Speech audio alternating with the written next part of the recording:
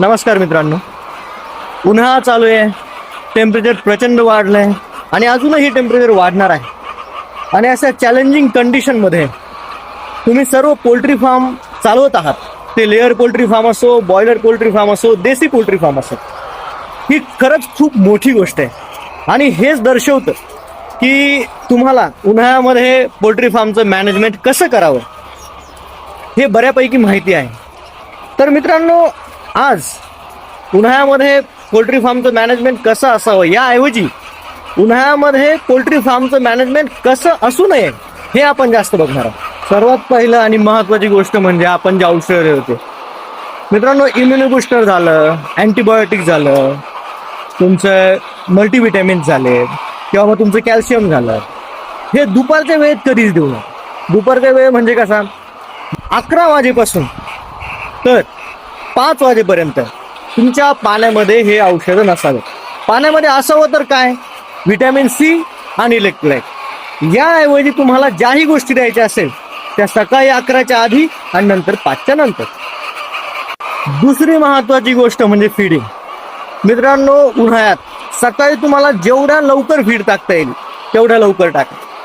तुम्हाला लाईट चालू करून जर 5 वाजता फीड टाकता येत असेल तर 5 वाजता टाका.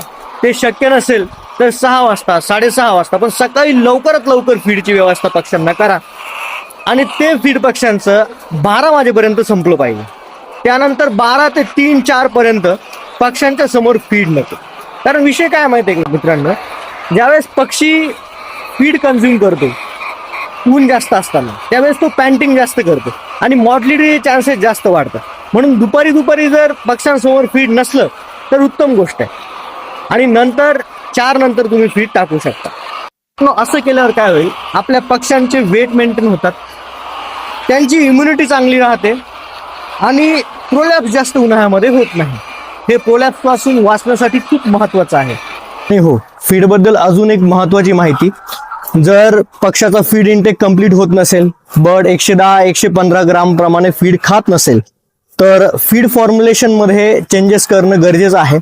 तुम्हाला जर फीड फॉर्म्युलेशनमध्ये काय काय चेंजेस करावे याबद्दल काही मार्गदर्शन हवं असेल तर तुम्ही कमेंट बॉक्समध्ये नक्की टाका.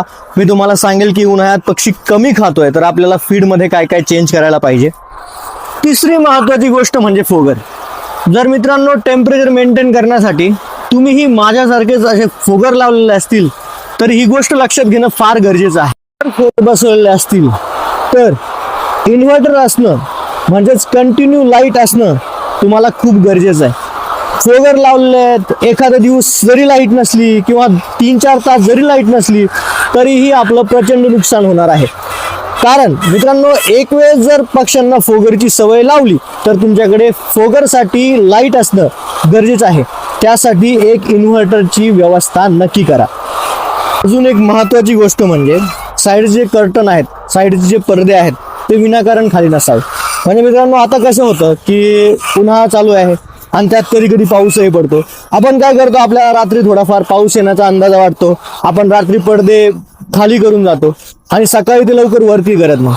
त्यामुळं काय होतं, दमट वातावरण निर्माण होतं, पक्षी जास्त पॅन्टिंग करायला लागतात आणि पक्षी फीड वगैरे खात नाही. अमोनिया लेवल शेडमध्ये वाढून जाते. शेडचे टेम्परेचर 25-26 डिग्री सेल्सिअस पर्यंत मेंटेन ठेवा, त्याच्यावरती जाऊ देऊ नका. जे की 25-26 डिग्री पक्ष्यांसाठी सुटेबल असतं. त्यात पक्षी फीड इंटेक व्यवस्थित करतो, वॉटर इंटेकही नॉर्मल राहतो आणि प्रोलॅप्स वगैरेचे चान्सेस खूप कमी होतात. आणि जसं की तुम्ही बघता आहात, या टाक्या सावलीत आहेत म्हणजे शेडमध्ये आहेत. शेडच्या बाहेर पण टाक्या असतील तर टाक्यांना सावलीचा काहीतरी बंदोबस्त करा, जेणेकरून टाकीतलं पाणी हीट होणार नाही. आणि पाणी जर हीट झालं तर जो उन्हाळ्यामध्ये पक्षी स्वतःची बॉडी पाणी पिऊन कूल करतो ते मेकॅनिझम तो फॉलो करू शकणार नाही आणि त्यामुळे बरेचसे पॅन्टिंग वगैरे वाढतात आणि मॉर्टॅलिटीचे चान्सेस खूप वाढून जातात. आशा करतो तुम्हाला ही माहिती नक्कीच महत्त्वपूर्ण वाटली असेल आणि तुमच्याकडेही अजून काही उन्हाळ्यात आपण मॅनेजमेंट कसं करावं, पोल्ट्री मॅनेजमेंट कसं करावं याबद्दल काही ट्रिक्स असतील, काही टिप्स असतील तर माझ्यासोबत नक्की शेअर करा. आणि व्हिडिओला लाईक करायला विसरू नका, चॅनलला सबस्क्राईब करायला विसरू नका. थँक्यू.